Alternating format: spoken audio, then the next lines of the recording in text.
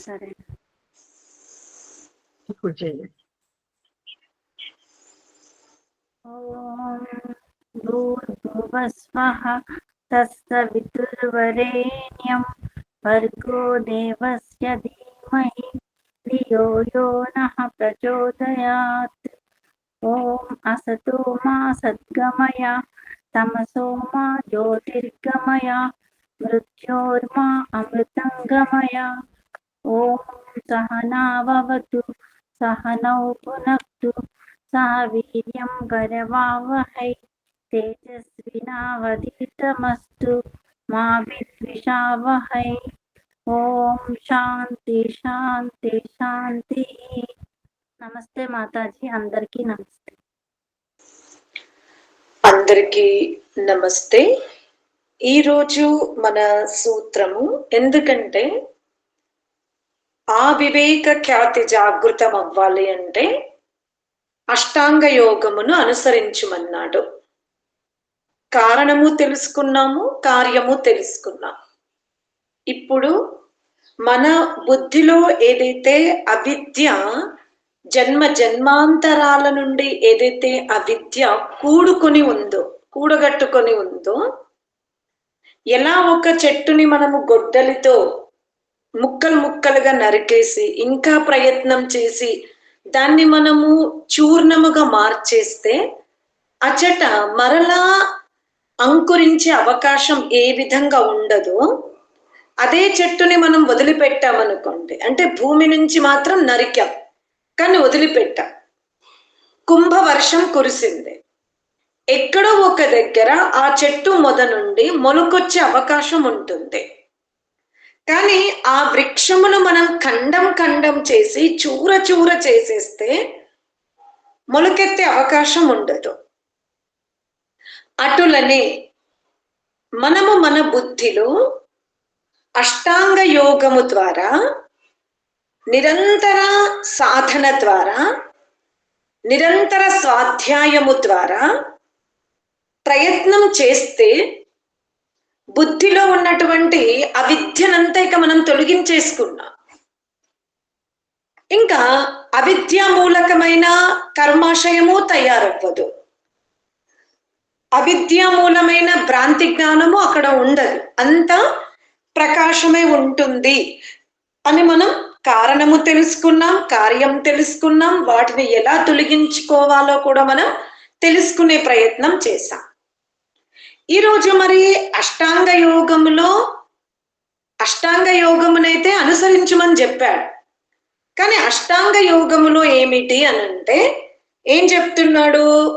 యమ, నియమ, ఆసన, ప్రాణాయామ, ప్రత్యాహార, ధారణ, ధ్యాన, సమాధి, ఇవి అష్టాంగ యోగములు అనబడుతవి. ముందు యోగాంగానుష్ఠానము చేయమన్నాడు, యోగాంగములు ఎన్నో చెప్పాడు. అందులో ముందుది యమము. మనం సదద ప్రకాశం చదువుకునేటప్పుడు ఈ సూత్రం పైన మనం వర్ణించుకున్నాము, అయినా ఒకసారి నెమర వేసుకుందాం. యమములు 5 అంటాడు. అహింసా, సత్యస్తేయ, బ్రహ్మచర్య, అపరిగ్రహాః యమాః అంటాడు. యమాః అంటే అహింసా, సత్యాస్తేయ, బ్రహ్మచర్య, అపరిగ్రహ అంటాడు. యమమునకు మూలమే అహింస. అహింస అంటే హింసారహితమైన వ్యవహారం. మరి ఇక్కడ హింస చేయకపోవడం.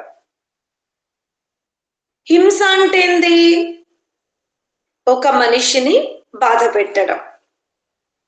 సామాన్యంగా మనం ఏదైతే ఈనాడు భోజన పదార్థాలు ఉన్నాయో, సమాజంలో కొంతమంది శాకాహారులు ఉన్నారు, ఇప్పుడు అధిక శాతం మాంసభక్షకులు ఉన్నారు. అనగా శాకాహారులు అహింసావాదుల,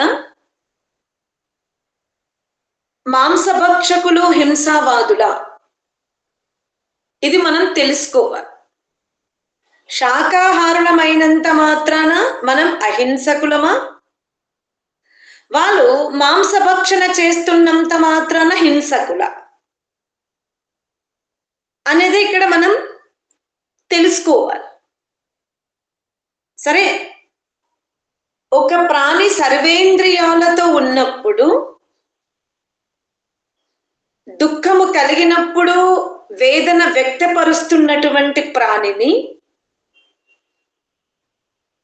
చంపడం, భుజించడం ఇది మానవీయ ధర్మము కాదు. ఎందుకంటే శాస్త్రము ఈ ఆహారాన్ని ఒప్పుకోదు.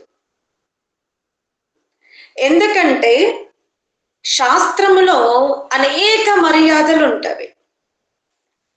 మనము మర్యాదలను ఉల్లంఘించడానికి వీలు లేదు. చాలా సందర్భాలలో మానవీయ ధర్మాలను ఉల్లంఘించకూడదు. అయితే ఇక్కడ ఎవరైతే మాంసాహారము భుజిస్తున్నారో ఆ మాంస ఉత్పత్తి అనగా ఆ మాంసం క్రయ విక్రయ సమయములో అది క్రయములోకి రావడానికి, అంటే అమ్మడానికి రావడానికి ఆపణములు దాన్ని అమ్ముతారే. అమ్మేటప్పుడు అందులో మీకు ఎటువంటి దుఃఖం కనబడకపోవచ్చు, దుర్గంధము తప్ప. కానీ అది ఆపణములోకి వచ్చే వరకు అది ఎంతటి వేదనని అనుభవిస్తుంది అంటే, ఆ వేదన తన శరీరములో శ్వాస ఉన్నంత వరకు అది రోదిస్తూ వ్యక్తపరుస్తుంది. ఏ ప్రాణినైనా మీరు చంపండి, ఆపణములో కొనేటప్పుడు ఆ స్థితి ఉండకపోవచ్చు. బీరకాయలు కొనేవాడి దగ్గర బీరకాయ ఏడవట్లేదు, వీళ్ళు మాంసం కొనేటప్పుడు మాంసం కూడా ఏడవట్లేదు అనేది కొనేవాడు అమ్మేవాడు చెప్పొచ్చు. కానీ ఆ ఆపణం వరకు రాకముందు దాని స్థితి ఎలా ఉంటది అంటే అది భయంకరంగా రోధిస్తుంది. అలా రోదనతో జరిగినటువంటి స్థితిని మనం హింస అన్నప్పుడు అది మనకు కనబడింది కాబట్టి మనం ఏమంటున్నాము, ఆ మాంసము ఆహారములోకి రావాలి అంటే దాని వెనుక ప్రాణి యొక్క రోదన ఉంటది, అది మనం భుజించకూడదు, మానవ ధర్మం అని మనం చెప్పుకున్నాం. మరి ఇప్పుడు శాకాహారులు వాక్కుతో ఒక మనిషిని వేధిస్తారే, కఠోరమైనటువంటి మాటలతో మనస్సుని గాయపరుస్తారే. మరి గాయపడుతున్నటువంటి మనస్సు చర్మచక్షువుకి అగుపడదేమో, కానీ మనస్సుతో రోధిస్తుంటామే.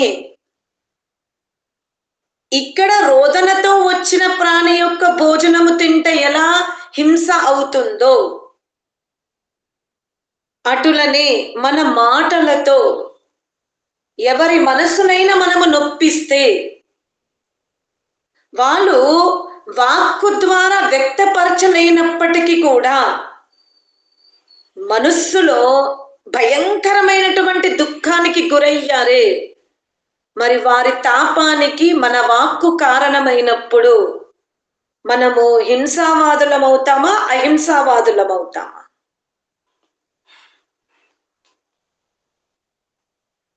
ఏమైంది సమాధానం? హింసావాదులు. మిగతా వాళ్ళు ఏంటి సమాధానం లేదు. అంతే అమ్మా, హింసనే బాధ పెట్టడం. హింసనే. ఒక టీచర్ స్టూడెంట్ హోంవర్క్ చేయలేనందుకు కొడుతుంది, తిడుతుంది. ఆ టీచర్ వాయిస్ లో కఠోరత్వం ఉంది. తల్లి కూడా తన పిల్లవాడిని కొడుతుంది. కానీ టీచర్ తిట్టే విధానం చూడండి. హోంవర్క్ చెయ్యకుండా స్కూల్కి వచ్చావు, ఇది విద్యార్థి లక్షణమేనా అనే పదము కంటే ఆమె మర్యాద దాటి తిట్టిందనుకోండి, అప్పుడు అది కూడా ఎక్కడికి వస్తుంది?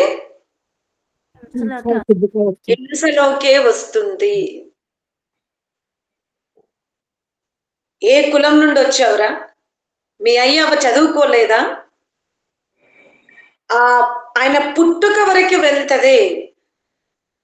ఆ పుట్టుకత వరకు వెళ్ళిన మాటలు పిల్లవాణ్ణి గాయపరుస్తవి. ఈమె హింసావాది అవుతుంది.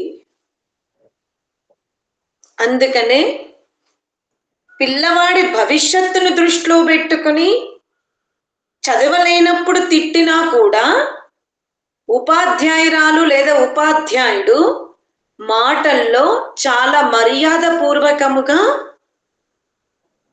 ఉండవలసి వస్తుంది. లేదు అంటే అది హింసనే అవుతుంది.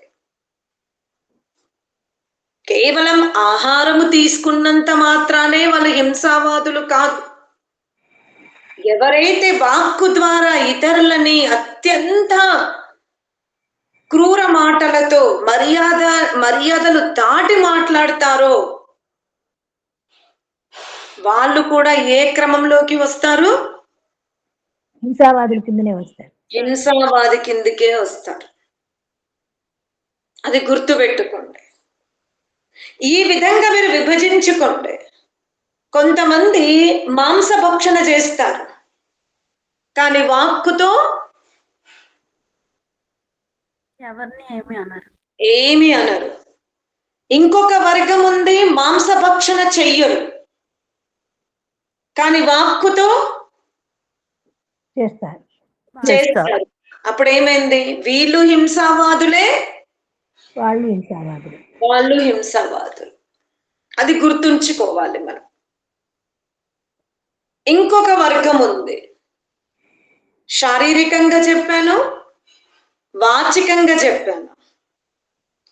సరే, మాంసభక్షణ చెయ్యరు, మాటలతో ఎప్పుడు కూడా కటుగా ప్రవర్తించలేదు, కానీ మనస్సుతో వాళ్ళ పట్ల విపరీత స్థితిని వాళ్ళు చేరుకోవాలని ప్రార్థన ఉంటుంది మానసికంగా. వాక్కుతో ఎప్పుడు చెప్పరు, కానీ మనస్సుతో ఆ వ్యక్తి దుఃఖానికి ప్రార్థిస్తూ ఉంటారు. అప్పుడు వాళ్ళు హింసావాదులా అహింసావాదులా? హింసావాదులే. అర్థమైందా? మనస్సుతో ఒకరి గురించి దుఃఖరూప యోజన చేసిన హింసనే, వాక్కుతో మర్యాద దాటి మాట్లాడిన హింసనే. ఆహారములో ప్రాణిని చంపి వచ్చి తిన్న భోజనము కూడా హింసనే. అందుకే ఏమన్నాడు? ఈ 3 మార్గాలలో హింసారహితంగా ఉన్నవాడే అహింసావాది అన్నాడు. మనస్సుతో ఎవరి గురించి మనము దుఃఖరూప ప్రార్థన చేయకూడదు. వాక్కుతో మర్యాద దాటిన కఠోరమైన పదాలు మాట్లాడకూడదు. ప్రాణిని చంపి వచ్చిన భోజ్య పదార్థాన్ని కూడా మనం భుజించకూడదు. ఈ 3 మనం పాటించగలుగుతున్నామా చూసుకోవాలి. అందుకనే లోకమున శాకాహారులు కూడా పాపాత్ములే అవుతున్నారు, మాంసభక్షకులు చేసే వాళ్ళు కూడా పాపాత్ములే అవుతున్నారు. వాళ్ళు కేవలం ఆహారం తింటారు, కానీ మనస్సుతో వాక్కుతో ఎవ్వరి గురించి దుఃఖరూప యోజన చెయ్యరు.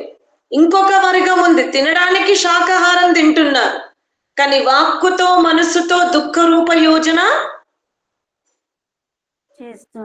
చేస్తూ ఉన్నారు. ఇది మనం గమనించుకోవాలి. లోకములో ఇటువంటి సమూహం ఉంది, ఈ సమూహం ఉంది, ఈ సమూహం ఉంది. ఇప్పుడు మనం ఈ మూడింటిని దృష్టిలో పెట్టుకొని మన మనస్సుని, మన వాక్కుని, మన ఆహారపు అలవాట్లను గమనించుకోవాలి.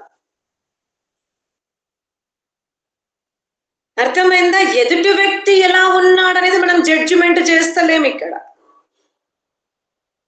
మనము మాంసభక్షణ చెయ్యట్లేదు, దానికి మనం బానిస అవ్వలేదు, ఆ జిహ్వ చాపల్యం లేదు, సంతోషమే. కారణం వర్ణమా వివేకమా ఆలోచించండి. ఉదాహరణకి బ్రాహ్మణ వర్ణములో, వైశ్య వర్ణములో, జంగం వర్ణములో, లింగాయత్ వర్ణములో పుట్టిన వాళ్ళు మాంసం తినరు. అంటే మనకు మాంసభక్షణ అలవాటు కాలేదు అంటే కారణము జన్మం. ఇంకొంతమంది ఉన్నారు మాంసభక్షణ తినే వర్ణములో పుట్టినా కూడా వాళ్ళు దానివల్ల జరుగుతున్న నష్టాలను తెలుసుకొని మానేస్తున్నారు. ఇప్పుడు మనము గొప్పనా వాళ్ళు గొప్పనా? మానేసిన వాళ్ళ గొప్ప మాతాజీ. అర్థమైందా?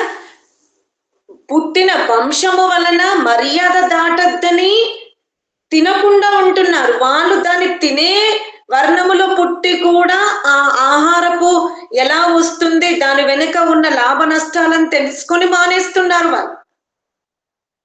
కావున ఇక్కడ మనం గమనించుకోవాలి, మాంసభక్షణ చెయ్యకపోవడానికి కారణం మన వివేకం ఎంతుంది, అక్కడ మన ప్రయత్నం ఎంతుంది. సరే, తల్లిదండ్రుల వలన మనం తినలేకపోతున్నాం, కానీ మన మనస్సులో ఏముంది ఆ మాంసం మీద? తినాలనే అభిరుచి ఉందా? అది కూడా మనం గమనించుకోవాలి. అస్థేయంలో వస్తుంది అది. ఇక్కడ మనం ప్రతిరోజు ఆహారములో జాగ్రత్తలు తీసుకోవాలి. వాక్కుతో మర్యాద రహితమైన శబ్దాలు రాకుండా జాగ్రత్త పడాలి. మనస్సులో ఎవ్వరి గురించి కూడా నకారాత్మకమైన ప్రార్థన చెయ్యకూడదు. దీన్ని ఈ చాతుర్మాస్యంలో అయితే నేను మాంసం తినా, ఈ చాతుర్మాస్యంలో నేను ఎవరి గురించి నెగిటివ్ ప్రార్థన చెయ్యా, ఈ చాతుర్మాస్యంలో నేను వాక్కుతో ఎవరిని కఠోరముగా అనా అనే ఈ వ్రతం తీసుకున్నాం అనుకోండి. ఈ వ్రతం తీసుకున్నంత మాత్రాన మీరు వ్రతము కూడా బాగా ఆలోచించండి. వ్రతం తీసుకున్నాడు ఒక వ్యక్తి, ఏమైనా కానీ నేను ఈ 4 మాసాలు మాంసభక్షణ చెయ్యా, ఈ 4 మాసాలు నేను వాక్కుతో మర్యాద దాటే పదములు ఉపయోగించా, ఈ మాసం అంతా కూడా నేను మనస్సుతో ఎవరి గురించి నెగిటివ్ ప్రార్థన చెయ్యా, అది కూడా నేను ఈ ఆశ్రమంలో ఉన్నప్పుడు లేదా ఈ గుట్ట దగ్గర ఉన్నప్పుడు. ఇలా మనము ఒక దేశాన్ని, ఒక స్థానాన్ని, ఒక కాలాన్ని బంధించి మనం వ్రతం తీసుకున్నాం. కాలం శ్రావణము నుండి కార్తీక మాస పర్యంతం. స్థానం నేను తిరుపతిలో ఉన్నప్పుడు, యాదగిరి గుట్ట దగ్గర, పుణ్యస్థలాలు, కాశీ లాంటి స్థలాల దగ్గర ఉన్నప్పుడు అది దేశమైంది, అది స్థానమైంది. లేదా నేను భారతదేశంలో ఉన్నప్పుడు పాటిస్తాను, ఇతర దేశాలకు వెళ్ళినప్పుడు దాన్ని నేను వ్యతిరేకిస్తాను, అంటే వదిలిపెడతాను, అక్కడ తింటాను, తాగుతాను, ఏమైనా మాట్లాడతాను. ఈ వ్రతాలని మనం ఒక కాలము చేత, ఒక దేశము చేత, ఒక స్థానము చేత వ్రతం తీసుకొని చెయ్యడం లేదు. ఇలా చెయ్యకపోవడం వల్ల అతను అహింసావాది అవుతాడా, అవ్వడా? స్థానము చేత, కాలము చేత, దేశము చేత వ్రతము తీసుకుని ఆ వ్రతాన్ని నిష్ఠగా ఆచరించాడు. ఇప్పుడు ఆ వ్యక్తి అహింసావాది అవుతాడా, కాడా? నాకు అర్థమైన కాడికైతే కాడమ్మా. మీకు అర్థమైన కాడికి కారు. ఓకే, నెక్స్ట్ ఇంకెవరైనా?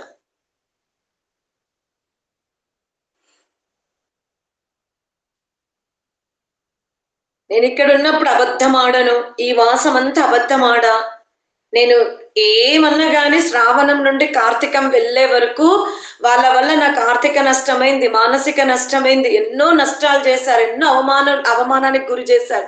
కానీ నేను మాత్రం వాళ్ళ గురించి నకారాత్మకంగా ప్రార్థన చెయ్యను అని కొన్ని మాసాలు ఆ వ్రతం తీసుకున్నారు వాళ్ళు. ఈ 4 మాసాలలో చేసిన ఈ వ్రతము వలన అంటే మానసిక హింస చెయ్యకపోవడం, వాక్కుతో హింస చెయ్యకపోవడం, ఆహారముతో హింస చెయ్యకపోవడం అనేది ఒక కాలానితో లేదా ఒక స్థానముతో ఒక దేశముతో తీసుకున్నారు. అలా తీసుకున్న వారిని మీరు అహింసావాదులు అంటారా అని అడుగుతున్నా. మీ అభిప్రాయం? సుయాతమ్మ చెప్పండి. 4 మాసాలు తీసుకున్నంతకాలం అహింసావాదులు అవుతారు. తర్వాత మీరు అంటున్నారు. ఓకే, ఇంకా సరే. ఇప్పుడు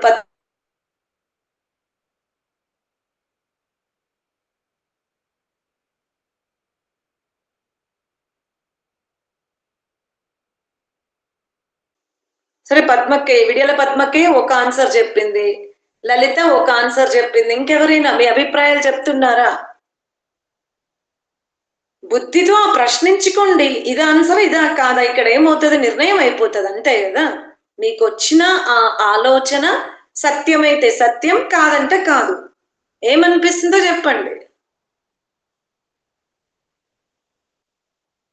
మనసు బుద్ధిపూర్వకంగా చేస్తే మాత్రము అది హింస కాదు, కానీ తర్వాత మళ్ళీ చేసింది మాత్రం హింస అవుతుంది, అంతేనా అని మీరు అనుకుంటున్నారు. ఇంకెవరైనా? నేను మళ్ళీ చెప్తున్నా, ఆయన మహావ్రతాన్ని దేశముతో, కాలముతో, స్థానముతో బంధించాడు. చెప్పండి అమ్మా మైత్రేయి గారు.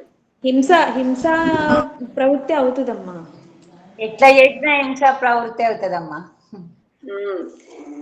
అది కేవలం దీక్ష తీసుకున్నాడు తప్ప ఆయన ఇంకా అహింసా మార్గంలోకి పోయాడు లేదు.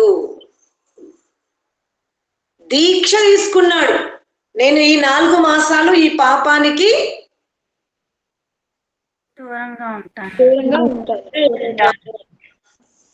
అర్థమైందా? అంత మాత్రాన అతను అహింసా మార్గంలో ఉన్నట్టు కాదు. మరి ఇప్పుడన్నా ఆ వ్రతం తీసుకోవడం వల్ల అతనికి ఏమిటి లాభము? అహింసా మార్గం అయితే కాదు, ఆయన అహింసావాది అనిపించుకోడు. మరి ఏమిటి లాభము? కొంచెం సమయానికి లాభం ఉంటుంది. హింస చేయకుంటూ ఉంటాడు. మాట్లాడు. ఆ మైత్రేయి చెప్పు, ఏమంటున్నావు? ఆ సమయానికి లాభం ఉంటుందంటే. సరే, ఆ సమయానికి. ఇంకా నాగలక్ష్మి, కొన్ని రోజులు ఆ మంచి దారిలో ఉన్నప్పుడు అదే అలవాటు కింద మారే అవకాశం ఉంటది. ఆ వ్రతము తీసుకోవడం వల్ల, వ్రతము తీసుకోనప్పుడు ఉన్న మనస్సు, మానసిక స్థితి, బౌద్ధిక స్థితి, శారీరక స్థితి, వ్రతం తీసుకున్నప్పుడు ఉన్న స్థితిని పరిగణనలోకి తెచ్చుకుంటాడు. అప్పుడు ఎలా ఉన్నాను, ఇప్పుడు ఎలా ఉన్నాను.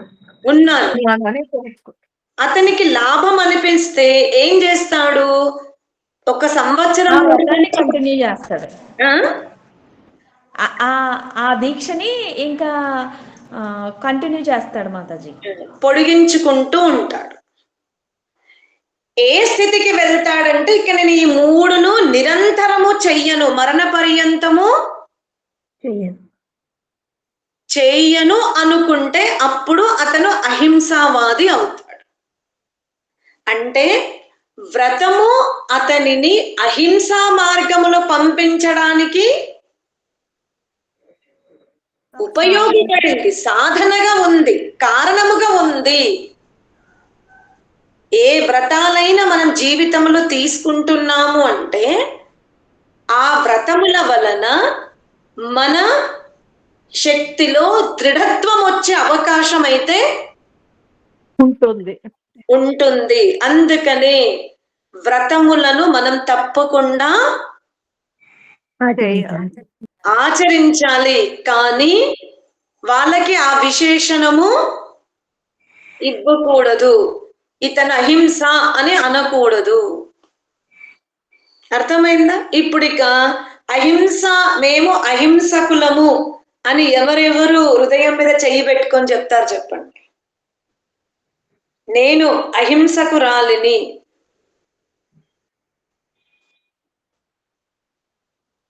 చెప్పలేమమ్మా.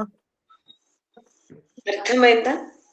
అంటాం కదా, నేను మాంసము తినా, నేను ఎవరిని ఇబ్బంది పెట్టా, నేను పాపిష్టిని కాదు అంటాం. మనకు తెలియదు. అందుకనే మన స్థుతిని మనం ఎప్పుడూ చేసుకోకూడదు. ఆత్మ పుణ్యముగా మారినప్పుడు, ఆత్మ తన స్వరూప స్థితిలోకి వెళ్ళినప్పుడు ఇంద్రియాల ద్వారా చెప్పకుండానే దాని ప్రభావం ఇతరులకి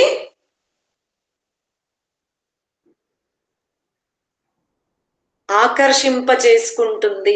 అందుకని ఇక్కడ పతంజలి మహర్షి ఏమంటున్నాడు, మీరు ఏదైనా ఒక వ్రతమును ఆచరిస్తే, నేను మాంసం మాత్రం తిననండి, కానీ వాక్కుతో కఠోరంగా ప్రవర్తిస్తాను, లేదా నేను మనస్సుతో ఇతరుల గురించి నకారాత్మక యోచన చేస్తాను అంటే మనం సమాధిని పొందలేము. అర్థమైందా? మనము ఒక వ్యక్తి మన గురించి చాలా నకారాత్మకమైనటువంటి ప్రచారం చేస్తున్న సమయములో, మామూలుగా వైదికులు కృష్ణుణ్ణి ఒక యుగ పురుషుడుగా, యోగిగా, మహారాజుగా ఒప్పుకుంటారు. సృష్టికర్తగా వైదికులు తీసుకోరు. కానీ సనాతనులు కృష్ణుణ్ణి కూడా ఒక భగవంతుడిగా తీసుకుంటారు. ఇప్పుడు చెప్పండి, మీరు ఈ ఒక మనకు నిత్యము ఉన్నటువంటి ఉదాహరణలు నేను మీకు ఎక్కువిస్తూ ఉంటా. మహాభారత సమయానికి వెళ్తే రాజ్యము లేకుండా దరిద్ర స్థితి ఎవరు అనుభవిస్తున్నారు? పాండవులు అనుభవిస్తున్నారు. పాండవులకు సారథిగా ఎవరు నిలబడ్డారు అక్కడ? శ్రీకృష్ణ భగవాన్. మనం అంటాం కదా, మరి పాండవులకు కష్టం వస్తే కృష్ణుడు యుద్ధం చేశాడా లేదా పాండవుల యుద్ధం చేశారా? పాండవులే యుద్ధం చేస్తారు. అర్థమైందా? ఇక్కడ మనము నిత్య జీవితములో వాళ్ళ కథల్ని వింటాము, అది రోజు చూస్తూ ఉంటాము. కానీ నేను ఎంత ప్రార్థన చేస్తున్నా కూడా ఇప్పుడు మనని ఎవరైనా బాగా దుఃఖింపజేస్తున్నారు, ఆర్థికంగా ఇబ్బందులు పెడుతున్నారు, మానసికంగా ఇబ్బందులు పెడుతున్నారు అంటే మనం చేతులు జోడించుకొని ప్రార్థన చెయ్యడమా భగవంతుణ్ణి, లేదా వాక్కుతో వెళ్ళి దాన్ని మనం వాదించి దూరం చేసుకోవడమా?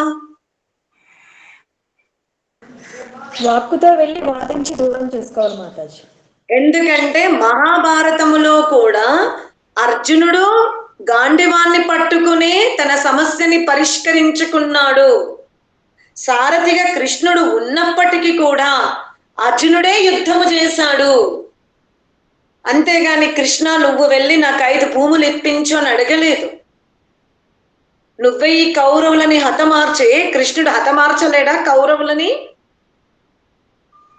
మారుస్తాడు కానీ చేయలేడు. ఎందుకంటే కృష్ణుడు ఆ సమస్య ఎవరిది? కాబట్టి పాండవులే కౌరవులతో యుద్ధం చెయ్యాలి. అటులనే మనకు సమాజములో ఎవరితో అయినా సమస్య వస్తే భగవంతా నువ్వు దూరం చెయ్యమని ప్రార్థన చెయ్యకూడదు. నా వలన ఎవరికి సమస్య రాకూడదని మాత్రమే మనం ప్రార్థన చెయ్యాలి. అర్థమైందా? వీళ్ళు నాకు ఇంత హాని కలిగించారు, నువ్వు న్యాయాధీశుడవు, నేను ప్రతిరోజు యజ్ఞం చేస్తున్నా, వేదము చదువుతున్నా, దాన ధర్మాలు చేస్తున్నా, ఉపాసన మార్గంలో ఉన్నా, నీవు నాకు న్యాయం చెయ్యు అని మనం భగవంతుణ్ణి వేడుకోవాలి.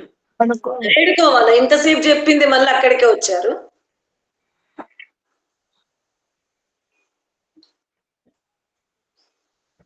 నేను ఇన్ని చేస్తున్నా కాబట్టి నాకు హాని కలిగించే వారితో నువ్వు యుద్ధం చెయ్యని మనం భగవంతుణ్ణి ప్రార్థించాలా?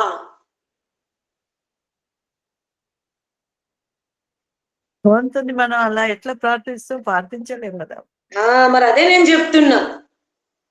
ఉపాసన చేస్తుంది ఆత్మ పవిత్రంగా ఉండడానికి, యజ్ఞం చేస్తుంది ఎవరికి రుణపడకుండా ఉండడానికి, సమాజంలో దాన ధర్మాలు చేస్తున్నాము అనంటే మానవత్వము నుండి మనిషిగా పుట్టి దైవత్వములోకి వెళ్ళడానికి మనము దాన ధర్మాలు చేస్తున్నాం, అగ్నిహోత్రం చేస్తున్నాం, వేద స్వాధ్యాయము, వేద మార్గము, ఈశ్వర ఉపాసన, ఇవన్నీ మనలో జడత్వము తొలగిపోవడానికే చేసుకుంటున్నాము. చాలా జాగ్రత్తగా తెలుసుకోవాలి. అంతేగాని ఒక మనిషి నుండి ఒక మనిషికి సమస్య వచ్చినప్పుడు అయితే సహించాలి, లేదా ఎదురు తిరగండి, నిర్మూలించుకోవడానికి ప్రయత్నం చెయ్యాలి. అంతేగాని భగవంతుని దగ్గర పెట్టి నేను ఇంత ప్రార్థన చేశాను, నీ మార్గంలో ఉన్నాను, నువ్వు వాళ్ళ నుండి నాకు విముక్తి కలిగించు అని మనం ప్రార్థన భగవంతునితో చెయ్యకూడదు. అది తెలుసుకోండి. నాకు సహించే శక్తినివ్వన్నా కోరుకోండి, లేదా ఎదుర్కోండి, కానీ భగవంతుణ్ణి మాత్రం మధ్యవర్తిగా మనం పెట్టకూడదు. అర్థమైందా? జీవితంలో ఒక వ్యక్తి వల్ల మీకు హాని కలుగుతుంది అంటే మీరు చెయ్యవలసింది రెండే, అయితే సహించండి లేదా పోరాడండి. కానీ భగవంతుణ్ణి మాత్రం మధ్యలోకి తీసుకురాకూడదు. మీ యజ్ఞం, మనం యజ్ఞం చేస్తున్నాము అంటే ఏమిటి? పంచభూతాలకు రుణపడకుండా అప్పు తీర్చుకుంటున్నాం. ఉపాసన చేస్తున్నాము అనంటే ఆత్మలో చైతన్య తత్వాన్ని నిరంతరము జాగృత పరుచుకోవడానికి, బుద్ధి మనస్సాది ఇంద్రియాల యందు జడత్వమే ఉండి అవి మన వశములోకి రావడానికి ఉపాసన చేస్తున్నాం. దాన ధర్మాలు ఎందుకు చేస్తున్నామో, సమాజంలో ఎవరైతే బాధపడుతున్నారో, దుఃఖింపబడుతున్నారో వారికి మనం సహాయము చేసి ఒక రాక్షస ప్రవృత్తి నుండి, ఒక మానవీయ ప్రవృత్తి నుండి దైవీ ప్రవృత్తిలోకి వెళ్తున్నాము. ఇది తెలుసుకోండి మీరు. అర్థమైందా? మనని మనం ఒక మంచి స్థాయికి, మనని ఒక గొప్ప స్థాయికి మనం తీసుకెళ్ళడానికి మనం సమాజంలో దాన ధర్మాలు చేసి ఇన్కంప్లీట్, అందుకే అపూర్తి కార్యాలని మనం పూర్తి చేస్తున్నాం. అందుకనే అష్టాంగ యోగములో సమాధి వరకు వెళ్ళాలి అంటే చాలా సూక్ష్మంగా మన జీవనం సాగిపోవాలి. అంతేగాని పరమాత్మ నిరాకారుడు, నా ఆత్మ చైతన్యం, ప్రకృతి జడం అని తెలుసుకున్నంత మాత్రాన మనం సమాధిలోకి వెళ్ళము. ప్రతి విషయములో రితంభర ప్రజ్ఞ జాగృతం అవ్వాలి, ప్రతి విషయమును సూక్ష్మంగా ఆలోచించగలగాలి, ప్రతి చోట అహింస వ్యవహారం మనలో నిరంతరము కొనసాగినప్పుడే. నేను కేవలం ఈరోజు అహింసా మార్గం గురించి చెప్పాను. ఓం శాంతి శాంతి శాంతి.